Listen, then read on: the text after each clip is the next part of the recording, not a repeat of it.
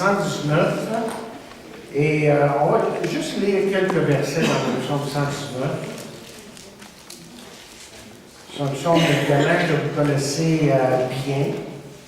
C'est le grand psaume, le grand hymne, on pourrait peut-être dire, sur la parole de Dieu. Et on va lire 3 versets, le psaume 119. Verset 30 pour commencer, qui dit « Je choisis la voie de la vérité, je place tes lois sous mes yeux. » Au verset 33, « Enseigne-moi, Éternel, la voie de tes statuts, pour que je la retienne jusqu'à la fin. » Et enfin, le verset 57, toujours dans le psaume 119, qui dit « Ma part, ô Éternel, je le dis. » C'est de garder tes paroles. Père, nous te remercions encore une fois pour ta sainte parole. Nous te remercions de ce que nous pouvons venir à toi aujourd'hui, en ce début d'année, et vraiment reconnaître, comme nous avons chanté, ta fidélité. Tu es un Dieu si fidèle, si bon, si merveilleux. Nous voyons très certainement à certains moments dans nos faiblesses, mais nous reconnaissons que tu es toujours le même. Que tu es plein d'amour pour tes enfants, souverain, fidèle, oui, bon. Et Seigneur, en venant à toi ce matin, nous demandons que tu puisses parler à nos cœurs et nous aider à comprendre la grandeur de ton amour pour chacun de nous. Et que nous puissions, chacun de nous, recevoir de toi. Dispose nos cœurs, et fais que nos pensées puissent maintenant se centrer sur toi, afin que nous réalisions encore une fois que tu es avec nous et que tu continueras toujours à nous parler et à nous guider. Nous prions ça dans le nom de Jésus. Amen. Ce matin, chers amis, nous venons devant la parole de Dieu pour apprendre à connaître Dieu. Parce que vous voyez, c'est en apprenant à le connaître qu'on apprend à se connaître. Je ne sais pas si vous le réalisez, ça. La Bible est un livre merveilleux. La Bible est un livre qui est plein de ressources, plein de vérité pour celui qui veut vraiment vivre une vie fructueuse. Pourtant, malheureusement, ou bien les gens, c'est un livre qui est négligé. Ce qui fait que, pour bien des chrétiens, la vie chrétienne devient comme un fardeau. Disons que mon objectif derrière cette chaîne, c'est de vous emmener à connaître la parole de Dieu, afin que l'Esprit de Dieu agisse puissamment en vous tous les jours de votre vie. C'est de vous emmener, vous voyez, à la parole de Dieu, de vous l'enseigner d'une façon que vous ne pourrez jamais vous en passer dans la vie. Et justement, il y a une dame qui s'est approchée de son pasteur un jour qui lui a dit « Vous savez ce que vos prédications font pour moi? » Le pasteur lui répondit qu'il n'en avait aucune idée. Eh bien, dit la dame, « Il me donne le goût d'étudier la Bible. » Et de dire le pasteur, « Madame, c'est le plus grand compliment que vous pouvez me donner. » Un théologien de renom a dit ceci un jour. Vous savez, les gens viennent à l'Église comme à une pièce de théâtre. Donc souvent, ils viennent seulement pour voir, pour écouter, pour juger et même pour être amusés.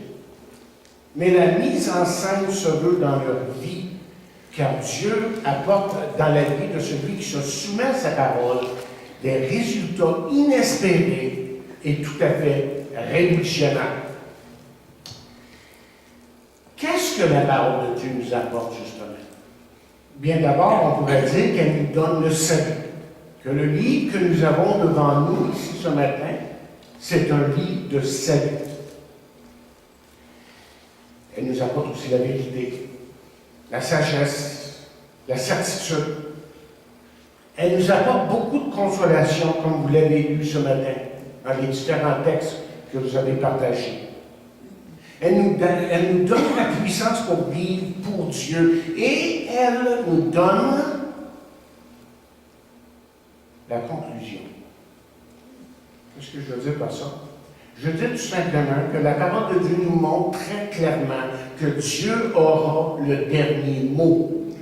Parce que le Dieu de la Bible, c'est celui qui est souverain, c'est celui qui est tout-puissant. Alors ce matin, je veux qu'on se pose une question très importante. Et la voici. Qui peut lire la Bible? Vous répondrez probablement que tous peuvent lire la Bible. Mais je vous pose la question à nouveau. Qui peut lire la Bible? Vous voyez, on peut avoir ces formules et ces méthodes pour interpréter la Bible. Et certains, évidemment, le font.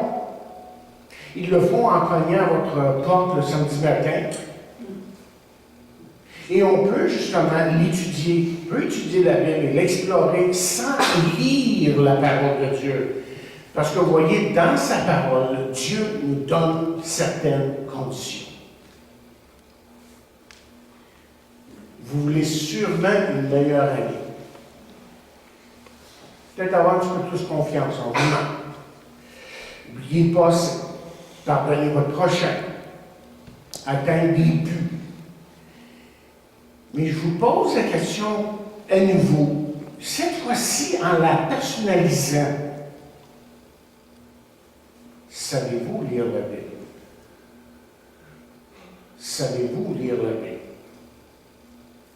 Et c'est pour ça que ce matin, ce que je veux faire, c'est de vous donner 6 conditions pour lire la Bible avec succès.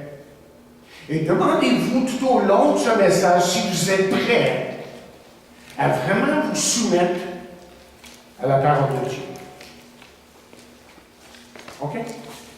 Voici les 6 conditions. À cette question, qui peut lire la Bible? Bien, premièrement, seulement un croyant. Seulement un croyant. Seulement un chrétien peut lire la Bible. Et là, évidemment, on parle d'une personne qui a vraiment été régénérée. C'est-à-dire qu'on parle d'une personne qui, dans son cœur, a été transformée, qui est née de nouveau. Et pour utiliser la terminologie de Jean dans son épître, né de Dieu. Il faut autrement dire, pour lire la Bible, une vraie conversion. Et peut-être que vous dites, vous voulez dire, vous êtes en train de me dire que si vous n'êtes pas chrétien, que vous ne pouvez pas comprendre la Bible. C'est exactement ce que je suis en train de vous dire. C'est exactement ce que je suis en train de vous dire. Alors là, il faut tourner dans 1 Corinthiens, 2e chapitre. Et soyez prêts à voyager un petit peu ce matin. On va faire un voyage dans nos Bibles. Et dans 1 Corinthiens, un texte que vous connaissez quand même assez bien, mais j'aimerais juste faire la remarque sur certains points sans faire une dissertation sur les versets parce qu'on n'a pas le temps. On y reviendra à un certain moment. Dans 1 Corinthiens et le 2e chapitre, verset 9, voici ce que nous lisons. Il dit, mais comme il est écrit, ce sont des choses que l'œil n'a point vues, que l'oreille n'a point entendues, et qui ne sont point montées au cœur de l'homme, des choses que Dieu a préparées pour ceux qui l'aiment. Dieu nous les a révélées par l'Esprit, car l'Esprit sonde tout, même les profondeurs de Dieu, lequel les hommes, en effet, connaît les choses de l'homme, si ce n'est l'Esprit de l'homme qui est en lui. De même, personne ne connaît les choses de Dieu, si ce n'est l'Esprit de Dieu. Or, nous n'avons pas reçu l'Esprit du monde, mais l'Esprit qui vient de Dieu, afin que nous connaissions les choses que Dieu nous a données par sa grâce.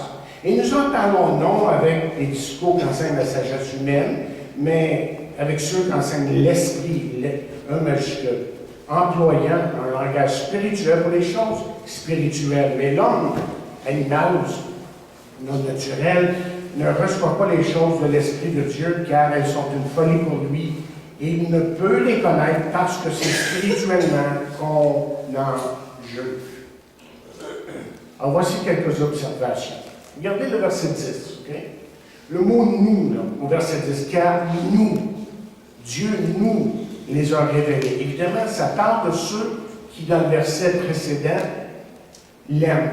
Au verset 9, il dit « Dieu a préparé pour ceux qui l'aiment. Et pour nous, Dieu les a révélés. » Et au verset 11, si je peux juste résumer ici la pensée de Paul un petit peu, c'est que l'homme, son corps est vivant aussi longtemps que son esprit est en lui. Une fois que l'esprit de l'homme part de son corps, le corps est mort.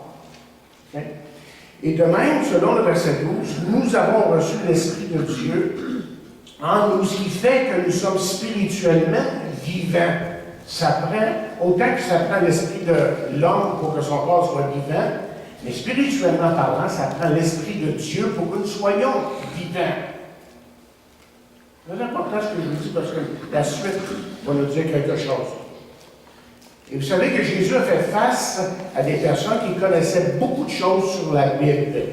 Et voici ce qu'un jour Jésus a dit à ces gens. Dans Jean 8, 44-45. Il dit, vous avez pour père le diable, et vous voulez accomplir les désirs de votre père.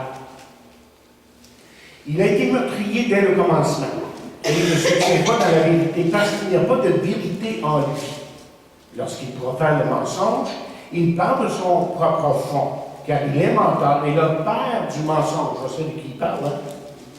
Et ensuite, il dit, et moi, parce que je dis la vérité, vous ne croyez pas. Et si je devais m'étendre juste sur le verset 45, je vous dirais ceci, qu'ils ne peuvent pas croire. Ils sont incapables de croire. On reviendra sur ça plus tard. Et ces gens à qui Jésus parle ici, là, parce que leur cœur n'était pas régénéré, transformé, parce qu'ils n'étaient pas nés de nouveau. Ces gens-là étaient incapables de percevoir ou de connaître, de comprendre, de connaître la vérité. Donc la première chose qu'on peut dire, qu'on doit dire, en ce qui a trait à la Bible, à la lecture de la Bible, c'est qu'il faut être né de nouveau. Tout simplement. On ne peut pas comprendre, on ne peut pas lire la Bible véritablement sans être né de nouveau. Mais il y a une deuxième chose que je dois dire ici ce matin. C'est qu'il faut être diligent. Okay? Si vous voulez comprendre la parole de Dieu, il est tout à fait nécessaire d'y être engagé. Tout à fait engagé. Et je pense que bien des chrétiens ne comprennent pas ce concept-là. Parce que je sais, il y a la vie et ses préoccupations, le travail, les études, les enfants, le stress, la fatigue, et on pourrait nommer beaucoup d'autres choses.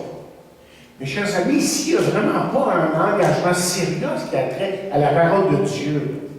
Okay? On ne grandit pas, on ne grandit tout simplement pas spirituellement parlant. On ne grandit pas. Et combien de fois, je l'ai déjà dit, combien de fois que j'ai rencontré des chrétiens, des années après les avoir rencontrés une dernière fois, qui, à mon avis, justement, n'ont pas grandi un pouce dans leur marche avec Dieu. Vous savez pourquoi? Parce que quand je leur pose toujours les mêmes questions, c'est toujours les mêmes enjeux dans leur vie. Il n'y a rien qui a changé. Ils n'ont pas du tout grandi dans leur marche avec Dieu. Laissez-moi vous montrer un petit peu ce que je veux dire ici quand je dis d'être diligent, d'être vraiment engagé. On va là, dans Acte 17, verset 11. OK? Et c'est un verset très important que j'aime beaucoup parce que ça nous montre là, ce que c'est lorsqu'on plonge, on regarde dans la parole de Dieu. Dans Acte 17, verset 11, nous lisons ceci. Ces Juifs avaient des sentiments plus nobles que ceux de Thessalonique. Ils reçurent la parole avec beaucoup d'empressement et ils examinaient chaque jour les Écritures pour voir si ce qu'on leur disait était exact. J'ai souvent enseigné, pas le dimanche matin autant, mais surtout dans nos études, comment que le livre des Actes des Apôtres, c'est un livre progressif. Comment que progressivement, Dieu est en train de se révéler. D'abord aux Juifs, évidemment, le Saint-Esprit vient tout ça, soit les païens, les gentils et tout le reste. Et un commentaire dit ceci. Ici, à propos de ces gens ici à Bérée, il est question des saints de l'Ancien Testament qui se pensaient sous le régime de l'Ancien Testament et qui se sont convertis à Jésus quelque temps après avoir entendu l'Évangile. Autrement dit, ce qu'il est en train de dire ici, c'est que ces gens-là, qui étaient maintenant, qui vivaient après la rencontre, okay, c'était des vrais croyants, mais eux n'avaient pas reçu l'Évangile encore. L'explication de ce que Jésus-Christ avait fait sur la croix et que Jésus était l'accomplissement de toutes les promesses et qu'il était le Messie. Mais le moment qu'on est venu à eux et qu'on leur a dit, ben tu sais, Jésus qui était à Jérusalem, s'est fait crucifier, tout ça, là, puis ils ont raconté son histoire, puis ça, tout concernant sa mort. Là, les autres, qu'est-ce qu'ils ont fait? Ils ont dit, là, je peux juste les voir. Tu sais. Ils ne pensaient pas que ça a pris 5 minutes. Là. Ils ont peut-être pris la journée pour dire, on va regarder ça. Ce que tu dis là, Ésaïe 53, OK, on va aller lire Ésaïe 53. Là, j'imagine qu'ils ont lu plusieurs passages dans la parole de Dieu, puis ils ont dit, mais c'est ça. C'est ça. C'est lui le Messie. C'est lui qui. Alors, remarquez ce qu'il dit ici, il dit qu'ils examinaient. Ils ont examiné. Le mot examiner veut dire littéralement investiguer à la loupe. Ils ont regardé de près, ils ont dit, hey, c'est-tu vrai ce qu'ils disent, eux autres-là?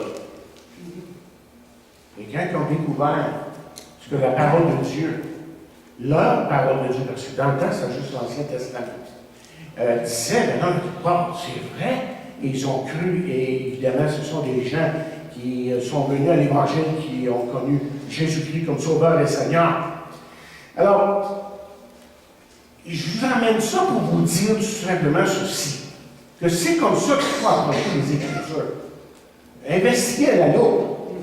Okay? Et Paul dit à Timothée, dans 2 Timothée 2,15, justement, efforce-toi, dit-il, de te présenter devant Dieu comme un homme éprouvé, un ouvrier qui n'a point à rougir, qui dispense droitement la parole de vérité. Laissez-moi vous lire ça dans la parole vivante, c'est un peu différent. Et c'est une traduction avec plus de mots pour expliquer peut-être plus le texte. C'est bien utile. Donc, ça nous aide des fois à comprendre un peu mieux. Mais regardez ce qu'il dit ici. OK? Il dit, applique-toi à rester irréprochable, que ton ambition soit de pouvoir te présenter devant Dieu en homme digne d'approbation.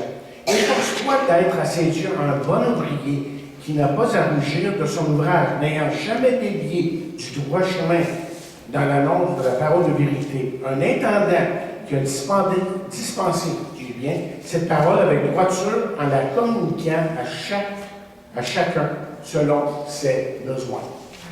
Et Timothée, lui, en tant que serviteur de Dieu, en tant que jeune serviteur de Dieu, avait la tâche de dispenser droitement la parole de Dieu.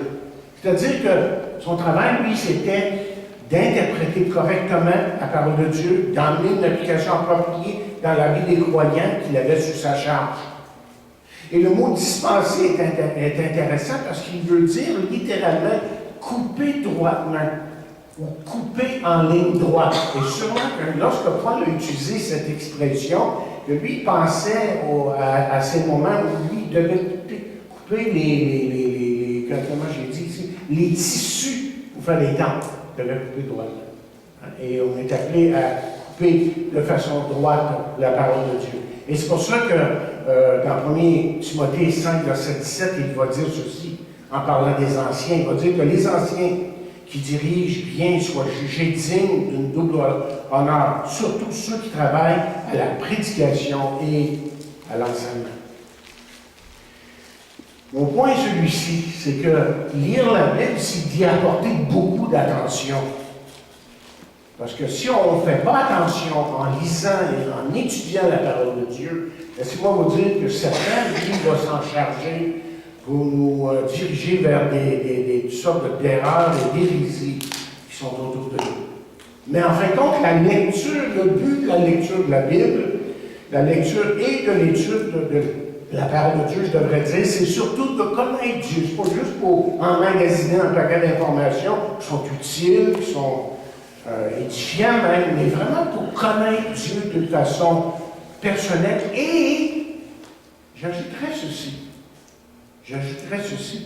C'est pour avoir une vie plus stable. Parce que c'est ça le résultat final pour un enfant de Dieu. Celui qui connaît la parole de Dieu, qui marche selon la parole de Dieu, c'est lui qui développe une vie plus stable. OK, troisièmement, quand on parle de lecture de la parole de Dieu, là, on est en train de parler de quoi? Je pense qu'on arrive ici à un aspect de la vie chrétienne qui met en évidence si nous sommes vraiment nés nouveaux ou non.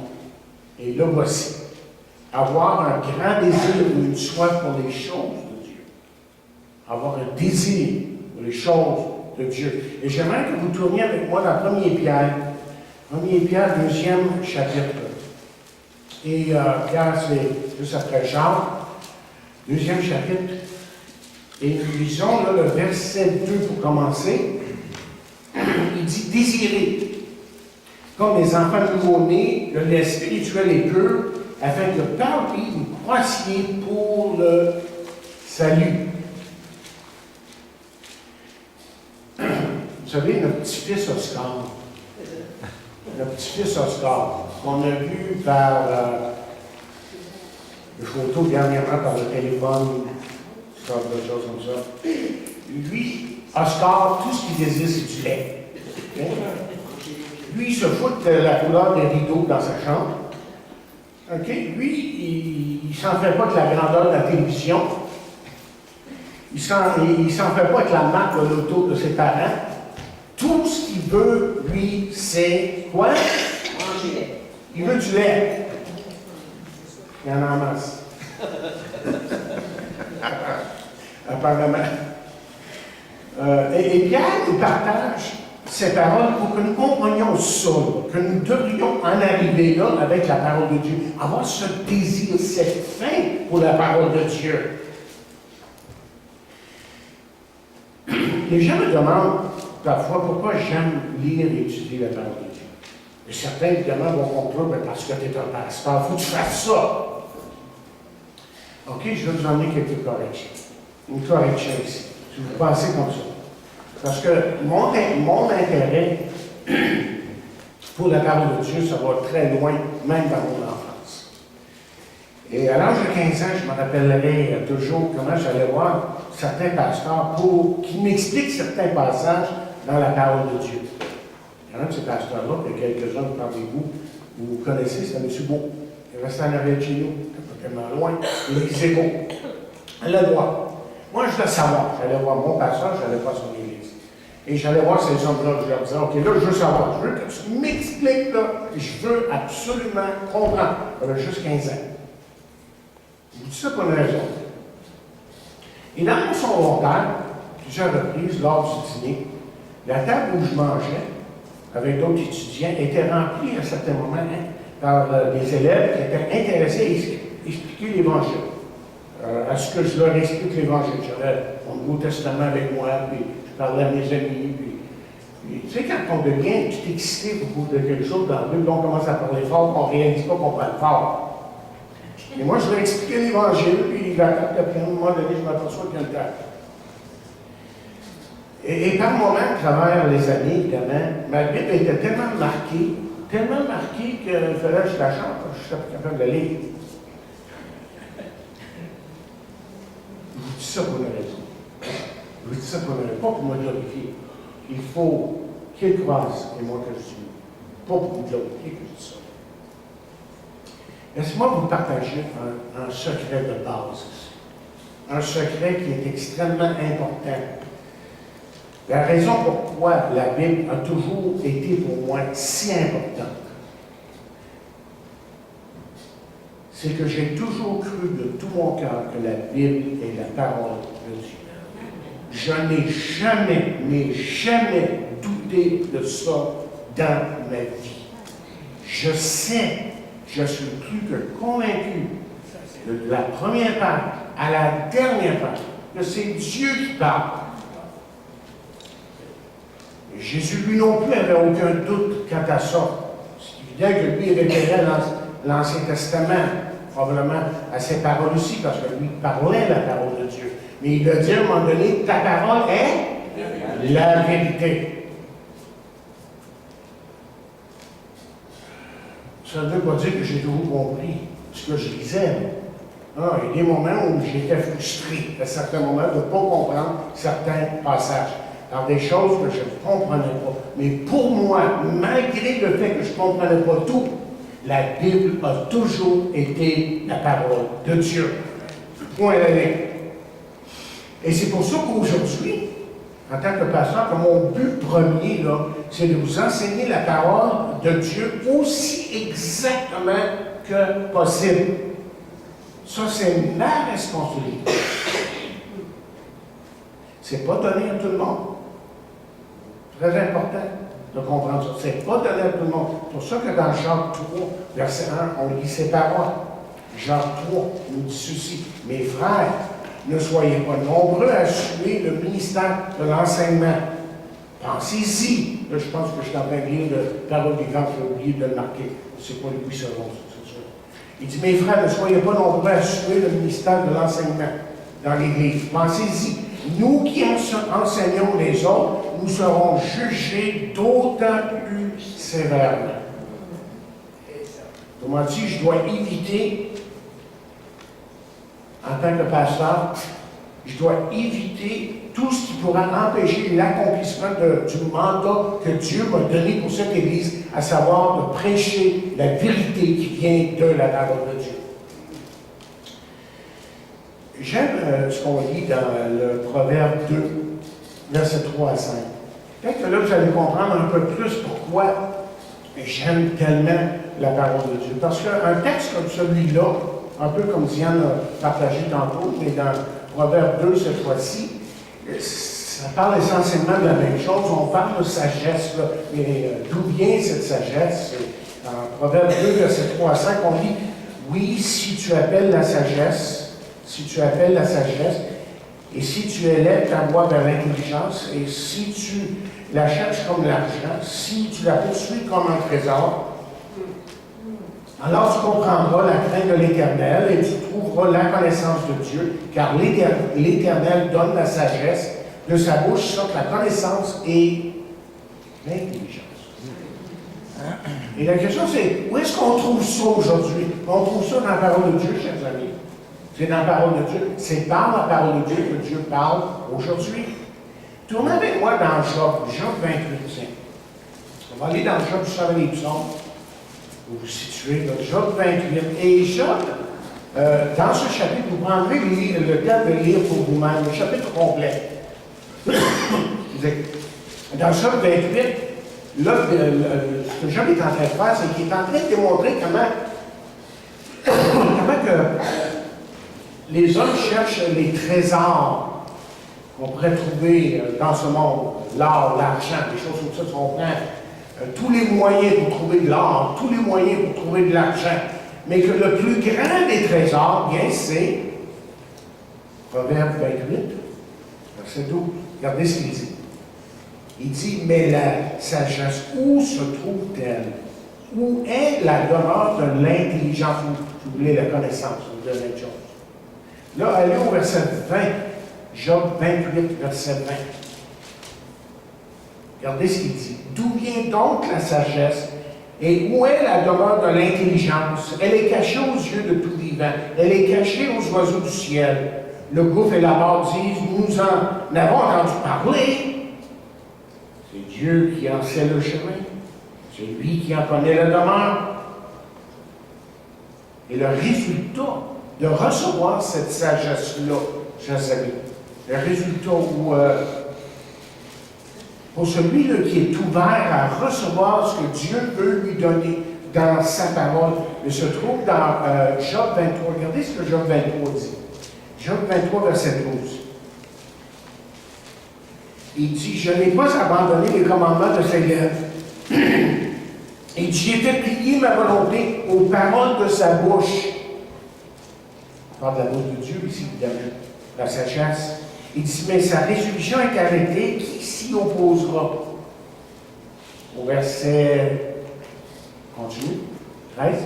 Ce que son âme désire, il l'exécute. Au verset 14, il dit, il accomplira donc ses desseins à mon égard, il en concevra plutôt, bien d'autres encore, etc.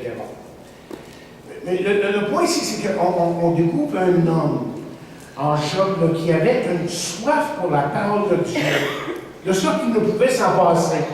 Et peut-être que le psaume 19 peut-être résume un petit peu notre pensée, ou la pensée de Dieu en ce qui a trait à sa parole, et surtout la pensée de ceux qui ont été marqués par la parole de Dieu. Regardez ce qu'ils disent dans le psaume 19 à partir du verset 8.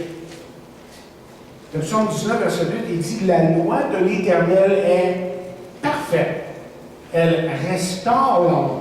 Le témoignage de l'Éternel est véritable. Il rend sage ignorant. » Prenez le temps d'absorber ce qu'il dit ici. Très important. Ce que la parole de Dieu fait dans la vie d'un croyant, d'un chrétien. Il dit « Les ordonnances de l'Éternel sont droites. Elles réjouissent le cœur. Les commandements de l'Éternel sont purs. Elles éclairent les yeux. » Verset 10.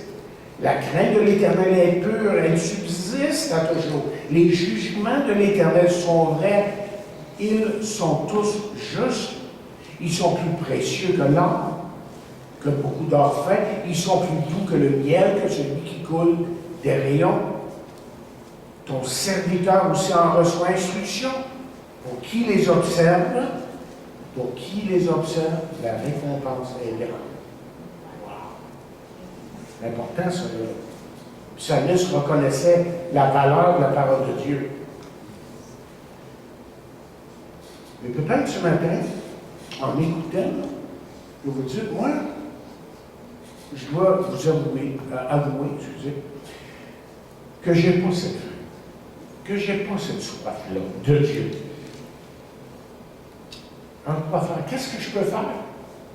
Et je pense qu'il faut suivre ici comme une chaîne de parcours, ce que je suis en train de vous dire. Okay? Et ce n'est pas tout à fait fini. Okay? D'abord, il faut être né de nouveau. C'est être repenti de ses péchés. Avoir reconnu qu'on a offensé Dieu et que Dieu a pourvu à notre salut à la croix du Calvaire par Jésus-Christ. D'abord, il faut être né de nouveau. Et deuxièmement, vous devez commencer à prendre la parole de Dieu au sérieux. Juste avant. Ah, ok, bon, il m'avait pour aujourd'hui, c'est ça. C'est sérieux, ça. Il faut que ça soit plus sérieux. Et ensuite, c'est sûr que le désir là, va venir, parce que la parole de Dieu nous dit dans Philippiens 2, verset 12, que c'est Dieu qui donne le vouloir et le faire. Et Dieu, évidemment, à partir de la nouvelle naissance, à partir du moment que vous lui appartenez, a commencé cette œuvre en vous. C'est Dieu, le Saint-Esprit en vous, qui fait justement toute la différence. Parce que la parole de Dieu nous dit dans Romains 8, verset 9, si quelqu'un n'a pas l'Esprit de Christ, il ne lui appartient pas. La parole vivante dit dans Romains 8, 9, encore une fois, mais là, je le lis au complet. Il dit ceci, mais vous n'êtes plus au service de vos penchants naturels par un enfant de Dieu. Il dit, vous vivez sous le contrôle de l'Esprit de Dieu. Vous suivez ses injonctions, si du moins il a fait sa demeure en vous. Et là, il termine et il dit comme suit. Il dit, évidemment, si quelqu'un n'a pas l'Esprit de Christ en lui, il ne fait pas partie des siens, il n'est pas un vrai chrétien. L'Esprit de Dieu fait toute la différence dans nos vies. OK, on arrive au 4e point, le 6. Okay? Dieu l'a dit. La sainteté. La sainteté. J'ai souvent dit, dans le passé, que Dieu n'est pas un Père Noël. C'est pas la première fois que je dis ça. Hein? Je me rappelle de ça. OK. Il m'a dit que dans la parole, on découvre que Dieu a des exigences. Il y a des chrétiens, toute la grâce. Oui. Et la grâce nous conduit à certaines choses. OK? Et l'une des choses à laquelle la grâce nous conduit selon Tite 2, verset 11, 14 jusqu'à 14, c'est la sainteté. Alors, si Dieu a des exigences pour son enfant, c'est parce que Dieu, évidemment, veut que son enfant puisse le prendre au sérieux, puisse prendre sa vie chrétienne au sérieux. On peut se demander parfois pourquoi, justement, comme on a dit tantôt, on n'a pas cette soif-là. Mais là, il faut revenir Premier Pierre. On va revenir à premier Pierre. Et deuxième chapitre. On a lu le verset 2, mais là, lisons le verset 1 pour faire le tout, et pour comprendre le contexte. Et dans 1 Pierre 2, verset 1, on lit « Rejetant donc toute malice et toute ruse, la dissimulation, l'envie et toute médisance désirée. » Peut-être que si je pouvais justement résumer la pensée de Pierre ici, ce serait que Pierre serait en train de dire aux chrétiens, à nous aujourd'hui, avant de faire quoi que ce soit, mettez donc de l'ordre dans vos vies. Mettez de l'ordre dans vos vies. Repentez-vous, confessez les choses là, qui ne vont pas dans vos vies à Dieu, et repentez-vous de ces choses-là, et ensuite les choses vont suivre. Ensuite, on peut désirer le lait spirituel, le lait qu'on a tellement besoin. Parce que comme quelqu'un dit, le désir, ce désir de Dieu ne viendra pas dans le vide, mais va venir parce qu'on marche avec Dieu, parce qu'on a une démarche qui va vers la sainteté. Pas qu'on est parfait, évidemment, on a tous des manquements, on a tous des combats à certains moments, mais on s'en va vers, notre tendance, c'est d'aller vers la sainteté. Et Jacques, justement, nous amène à peu près la même idée. Regardez dans Jacques 1, verset 21. Il dit, c'est pourquoi, dit-il, rejetant toute souillure, tout excès de malice, recevez avec douceur la parole. Et qu'est-ce qu'il faut faire avec? C'est de rejeter certaines choses. Ensuite, on reçoit la parole. Recevez avec douceur la parole qui a été plantée en vous et qui peut sauver vos âmes. Autrement dit, moi je l'ai écrit comme ceci. Des fois, des idées qui me viennent dans la tête, je ne sais pas d'où ça vient. J'ai écrit, si la parole de Dieu ne peut pas faire son œuvre dans le venin du péché. Ouais, quand je l'ai écrit, je dis, ouais, ok, ça me parle au n'importe qui ça. Hein? Si le péché est là, résident dans nos vies, là. Pensez que la parole de Dieu est là. Passer à côté, non, pas ça. Dieu est plus vrai que ça. Dieu est plus authentique que ça. Parce que vous voyez, la vie de Dieu, c'est existe dans la réalité quotidienne, dans votre réalité quotidienne. C'est pas juste une pensée, c'est pas juste une idée. Mais c'est quelque chose qui se vit là, vraiment dans la vie de celui qui est né de nouveau, qui est attentionné aux Écritures et qui a vraiment un désir pour Dieu, parce qu'en fin de compte, cette volonté pour Dieu, de vivre pour Dieu, vient de Dieu. Elle vient de Dieu. C'est l'œuvre, comme j'ai dit il y a quelques instants, là, et il faut s'en rappeler, c'est vraiment l'œuvre du Saint-Esprit. Et ça nous amène au cinquième point. La plénitude du Saint-Esprit. Vous savez, il est beau de lire la Bible, c'est bien. C'est bien d'avoir la Bible en main. Mais c'est très important de réaliser que l'auteur de ce livre est dans mon cœur. Il est dans mon cœur. Parce que le Saint-Esprit de Dieu, lui, est l'enseignant. Et là, je veux que vous tourniez avec moi dans 1 Jean 2, verset 20. 1 Jean, c'est dans l'Apocalypse, il y a Jude, il y a Jean ensuite. OK? Et là, on lit pour vous, il dit, vous avez reçu l'onction de la part de celui qui est saint, et vous avez tous la connaissance.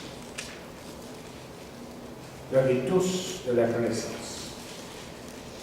C'est important de comprendre le contexte ici, parce que les livres de la Bible, un passage de la Bible a normalement un contexte culturel, historique, à qui c'est adressé, à qui c'est pas adressé. Et là, quand on comprend ça, c'est beau, le livre devient plus vivant. Il parle plus, parce qu'on réalise que certains des problèmes que certains avaient dans les temps des apôtres, évidemment, c'est le même problème qu'on vit aujourd'hui. Donc, on peut les appliquer, on peut faire la bonne application. C'est important de comprendre le contexte, et le contexte était celui-ci. C'est que, vous voyez, il y avait des gens qui s'étaient introduits dans l'Église et qui, qui se disaient dotés d'une certaine connaissance spéciale. on est venu à les appeler des gnostiques. Pas tout de suite, là, mais et Jean les appelle les antéchrists. Mais plus tard, les théologiens viendraient à les appeler des gnostiques. Essentiellement, c'était des gens qui niaient que Jésus était venu en chair. Si vous allez dans 1er Jean, 4e chapitre, 1er Jean, 4e chapitre, vous avez votre réponse. À qui écrit-il? À qui s'adresse-t-il? De qui parle-t-il? Okay? Il dit, bien aimé, n'ajoutez pas foi à tout esprit, mais éprouvez les esprits pour savoir s'ils sont de Dieu. Car plusieurs faux prophètes sont venus dans le monde. Reconnaissez à ceci l'esprit de Dieu. Tout esprit qui confesse que Jésus-Christ est venu en chair est de Dieu. Est-ce que je peux répéter ça? Tout esprit qui reconnaît que Jésus-Christ est venu en chair est de Dieu. Et là, je comprends pourquoi les témoins de Jéhovah veulent tellement vous dire que Jésus n'est pas Dieu.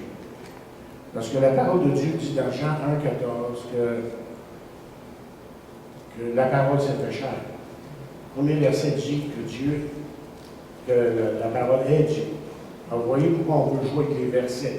Et la parole est très claire, elle dit, et tout esprit qui ne confesse pas que Jésus n'est pas Dieu est celui de l'Antichrist dont vous avez appris la venue et qui maintenant est déjà dans le monde. Donc, l'apôtre ici là, veut dire à ses frères que ce ne sont pas ces gens-là qui ont reçu une connaissance spéciale, mais ce sont eux en tant qu'enfants de Dieu. Regardez encore une fois le verset qu'on a lu là, dans le verset 20, 2, 20, et je vais vous expliquer quelque chose. Ça me fascine des fois quand j'entends ça, la chair de certains, là, il dit, pour vous, vous avez reçu l'onction. Combien de fois vous entendez quelqu'un dire de la chair? Ah, lui, il est plein d'onction! Moi, ça me fatigue, moi, quand j'entends ça. Je m'excuse, là. Mais ma Bible me dit que vous avez l'onction. C'est pas juste un gars qui est en train de prêcher, là, mais c'est tous les chrétiens qui ont l'onction. C'est ça qui est important. L'idée d'onction, que lui a. Ça, c'est une idée de l'Ancien Testament, où le roi recevait l'onction, les sacrificateurs recevaient l'onction. Différentes personnes avaient une onction spéciale pour faire le travail que Dieu leur a donné. Mais dans le Nouveau Testament, c'est pas ça. Dans le Nouveau Testament, c'est tous les chrétiens qui ont l'onction. Donc, la prochaine fois que je vais entendre quelqu'un dire ça, de cette chaise-ci, on va aller voir. Excuse-moi, là, et dis plus ça non plus. Parce que tu n'as pas plus qu'un autre. OK. On a tous l'onction. Et cette onction-là, qu'est-ce qu'elle fait? Qu'est-ce que c'est l'onction? Mais l'onction, c'est l'Esprit de Dieu lui-même. C'est ça, l'Esprit de Dieu lui-même qui agit dans nos vies. Et qu'est-ce que l'onction fait dans nos vies? Bien, regardez dans Jean 16. Jean 16. Okay? Là, vous allez découvrir le travail de cette onction-là. Okay? Et dans le chapitre 16, verset 7, on va lire là, cependant, je vous dis la vérité. Jésus qui parle. Vous êtes avantageux que je m'en aille. Car si je ne m'en vais pas, le consolateur ne viendra pas vers vous. Mais si je m'en vais, vous l'enverrez. Et quand il sera venu, il convaincra le monde en ce qui concerne le péché, la justice et le jugement. En ce qui concerne le péché, parce qu'il ne croit pas en moi. La justice, parce que je vais au Père et que vous ne me verrez pas plus.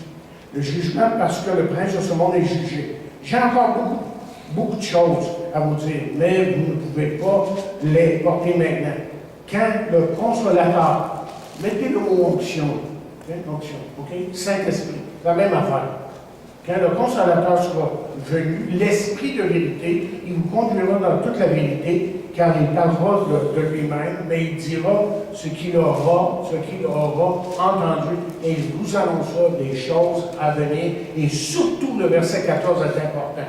Il dit, le Saint-Esprit, cette onction-là, le consolateur, il me glorifiera parce qu'il prendra ce qui est à moi et il vous l'annoncera. Alors, c'est pas pour rien que la parole de Dieu va nous dire qu'il nous conduit dans la vérité. Vous voyez, les faux docteurs, quand Jean est en train d'écrire, ces hommes-là ne pouvaient pas s'offrir ce que l'Esprit de vérité était capable était capable de donner. Et remarquez bien ce qu'il dit au verset 20 encore une fois. Il dit, vous avez tous de la connaissance. D'où vient cette connaissance-là? Elle vient, évidemment, du Saint-Esprit, qui est clair. Et par le ministère du Saint-Esprit. Ça ne veut pas dire que les hommes ne peuvent pas nous enseigner, c'est pour ça qu'il est en train d'enseigner. Lui, ce qu'il est en train de dire, ces gars-là, là, qui ne sont même pas sauvés, qui sont des faux docteurs, eux autres qui n'ont rien vous apporté.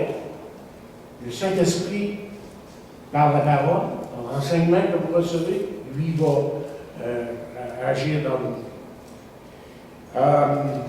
Lisons, tiens, je retourne toujours au chapitre de 1er Jean, 2e chapitre, et on va terminer, je réalise qu'on a dépassé notre temps largement, mais toujours dans le 2e chapitre, et le verset 27 de Jean, 2, 27, il dit, pour vous, l'onction que vous avez reçue de lui demeure en vous.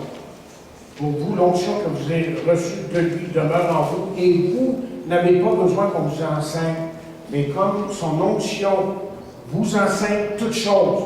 Onction vous enseigne toutes choses. C'est quoi ça? C'est le Saint-Esprit. Okay? Okay? Et qu'elle est véritable et qu'elle n'est point un mensonge. Demeurez en lui selon les enseignements qu'il vous a donnés. Alors, le point c'est que nous, là, en tant qu'enfants de Dieu, on a le privilège d'avoir le Saint-Esprit en nous. Vous êtes d'accord? Vous avez compris?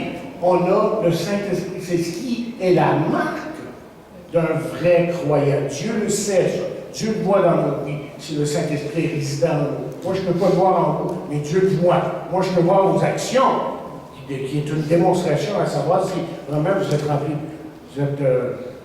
de l'Esprit. Et justement, mon point est celui-ci. Nous avons le privilège de ne pas seulement avoir le Saint-Esprit en nous, mais d'être remplis du Saint-Esprit. Il y a une différence. Okay? C'est pour ça que l'apôtre va dire d'être rempli du Saint-Esprit. Peut-être qu'on peut seulement s'imaginer un petit peu ce que les disciples ont expérimenté lorsqu'ils ont entendu les paroles de Jésus, directement de sa bouche. Imaginez l'expérience qu'ils ont dû vivre, eux autres-là. Jésus était là. Parce que c'était normal pour un rabbin dans ce temps-là d'être assis, comme je le suis ce matin. Prêchait pas debout, eux autres-là. Il était assis sur une butte, peut-être un petit peu plus haut, mais c'est comme ça qu'on enseignait dans ce temps-là. OK? Et moi, j'imagine que lorsque les disciples étaient là avec Jésus, spécialement quand c'était dans leur intimité entre les 12, là, puis Jésus, là, qu'ils devaient être tout oreille. Tout oreille. Et peut-être que la plénitude du Saint-Esprit, d'être plein du Saint-Esprit, c'est ça. C'est d'être tout oreille à la parole de Dieu. Et laisser Dieu, évidemment, parler à nos cœurs. Et c'est pour ça qu'on doit prier. Seigneur, remplis-moi de ton Saint-Esprit, afin que je sois tout oreille, afin que je puisse comprendre ta parole. Et ça nous conduit au dernier point. La prière. C'est mon dernier point, je vais être très bref. Quand on parle justement de lire la Bible, ça doit être fait dans un esprit de prière, ou comme quelqu'un dit, je pense que c'est John MacArthur qui disait ça dans un message dernièrement, dans l'atmosphère de la prière. Okay? Donc, on a vu que pour lire et comprendre la Bible, qu'il faut être né de nouveau, il faut être attentionné, porter attention et faire l'effort, ça veut dire d'aller à des études, lire des bons livres. OK. Troisièmement, avoir une soif. Okay? Marcher dans la sainteté, être rempli du Saint-Esprit. Mais tout ça, vous voyez, doit être englobé dans la prière. Parce que je suis convaincu que nous avons devant nous la parole de Dieu. Et il est rare que je n'ouvre pas la parole de Dieu, même si dans une conversation avec qui je peux être, avec quelqu'un avec qui je partage la parole de Dieu, où ma prière sera tout simplement, lorsque j'ouvre ma Bible, merci Jésus. Merci Seigneur. Parce que maintenant, j'ai le privilège d'ouvrir ce livre que je sais qui peut transformer le cœur de personne. Et Paul a dit ceci aux gens de l'Église d'Éphèse. Dans Éphésiens 1,17, je vous lis la parole du Grand, il dit ce que je demande, c'est que le Seigneur, c'est que le Dieu de notre Seigneur Jésus, le Père qui possède toute gloire, vous donne l'esprit de sagesse et de pénétration spirituelle pour que vous puissiez sonder ces mystères afin d'arriver à mieux le connaître. Alors, ce que la parole de Dieu est en train de nous dire, c'est que toute vraie connaissance de Dieu, vient de la parole de Dieu. Et Paul, lui, ce qu'il a fait ici, c'est de prier pour que ses frères puissent mieux comprendre les choses de Dieu. Et ça, on devrait le faire aussi.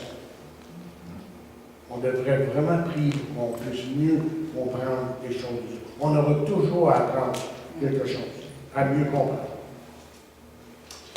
Vous savez, ce matin, j'aurais pu vous parler de priorité. Et je suis sûr qu'il y a beaucoup de messages ce matin, en ce début d'année, où on parle de priorité dans nos vies. Rien de mal avec ça, tout à fait correct. J'aurais pu vous parler de se fixer des buts, de faire de nouvelles résolutions. J'aurais pu vous parler ce matin de pardonner son prochain. J'aurais pu vous parler d'oublier son passé. Tiens, un autre bon sujet au début de l'année, c'est l'enlèvement de l'Église. Hein? On aimerait en savoir plus, mieux comprendre toute la question de l'enlèvement de l'Église. On aimerait aussi parler à l'occasion, c'est nécessaire de s'aimer les uns les autres, toutes ces choses-là. Et tous ces sujets-là sont extrêmement importants. Seulement, j'ai réalisé quelque chose cette semaine. J'ai réalisé que je pouvais peut-être vous parler de toutes ces choses-là, mais que si vos yeux ne sont pas braqués dans la parole de Dieu, ça ne sert à rien de vous parler de ça. Si la parole de Dieu n'est pas une priorité dans votre vie, oubliez ça. Vous allez toujours vous battre avec toutes les questions de la vie, les relations avec les gens. Et inspiré par le Saint-Esprit, Paul a dit ceci. Et là, je veux que vous écoutiez. Lisez pas votre Bible. Prenez pas votre Bible, parce que ça vient de la parole vivante. Je veux juste que vous absorbiez ce que Paul dit dans Romains 12, 1 à 2, les deux premiers versets, tirés de la parole vivante. C'est tellement bien dit ici, que je veux que vous puissiez l'absorber. C'est bien ce qu'il dit. Il dit, je vous demande donc, frère, à cause de la bonté que Dieu vous a témoignée, de lui consacrer votre être tout entier, que votre corps, vos forces et toutes vos facultés soient mis à sa disposition comme une offrande vivante, sainte et qui plaise à Dieu.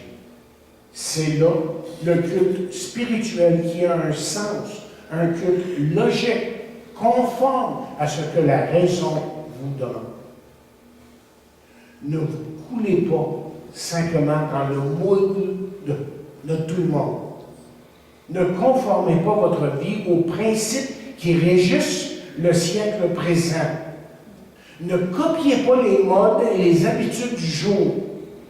Laissez-vous plutôt entièrement transformer par le renouvellement de votre mentalité. Adoptez une attitude intérieure différente. Donnez à vos pensées une nouvelle orientation afin de pouvoir discerner ce que Dieu veut de vous. Ainsi, vous serez capable de reconnaître ce qui est bon à ses yeux, ce qui lui plaît et qui vous conduit à une réelle maturité. Et ça, chers amis, il faut être dans la parole. Ne viens pas dans le vide. On est dans la parole, jour après jour, qu'on laisse Dieu parler à son cœur. On s'humilie devant lui, qu'on lui dit, Seigneur, je ne comprends pas, mais je veux comprendre, mais je veux apprendre à t'aimer. Vous êtes sûr que si ça, c'est votre prière, que Dieu va faire de grandes choses.